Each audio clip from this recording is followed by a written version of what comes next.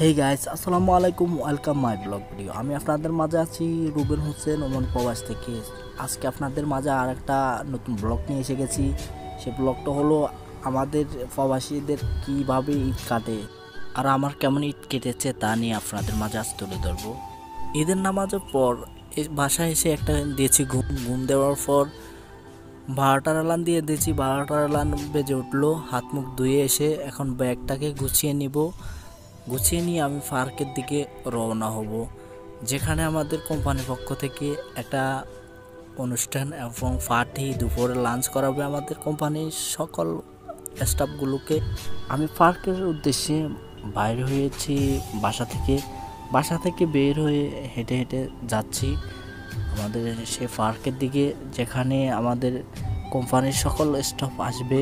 অন্যরকম একটা মুভমেন্ট থাকবে সবার, যেখানে সবার থাকবে নতুন নতুন জামা কাপড় পরা। সেখানে একটা অসাধারণ ভালো লাগা কাজ করবে, যেখানে আমাদের কোম্পানির পক্ষ থেকে পার্টি আমাদেরকে সবাইকে ওখানে দুপুর লাঞ্চ করাবে। সবাই একসাথে হবে, আনন্দ করব। আমাদের সবাই কোম্পানির লোক যারা এতদিন কাজের ভিতরে ছিলাম, এখন একসাথে ঈদের টাইমে নতুন পোশাকে সবাই একসাথে হব।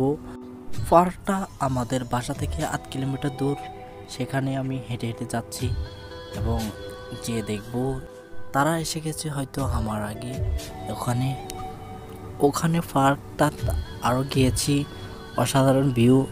আমি এসে দেখতেছি সবাই এসে গেছে, তারা সেলফি নিচ্ছে, কেউ ভিডিও করতেছে।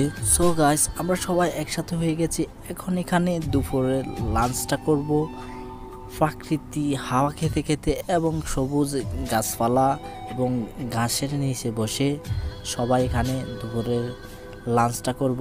আমরা সবাই খাচ্ছি, দেখতেছেন অসাধারণ মুহূর্তে একটা ভালো লাগা ফিল কাজ করতেছে। এখানে এসে সবাই আনন্দের মুহূর্তে আছে, সবাই হেসে খুশি আছে সবাই। সো গাইস, আপনাদের জন্য অনেক কষ্ট করে ভিডিওটি বানাই, আপনারা লাইক শেয়ার করেন না। লাইক শেয়ার এবং সাপোর্ট যদি না করেন, অনেক কষ্ট করে ভিডিওটি বানাই, তাহলে অনেক মনটা খারাপ হয়ে যায় যদি আপনারা সাপোর্ট না করেন। আপনারা সবাই সাপোর্ট করবেন এবং শেয়ার করবেন। আমাদের প্রবাসীদের কেমন ঈদ কাটলো তা আজকে আপনাদের মাঝে তুলে ধরলাম।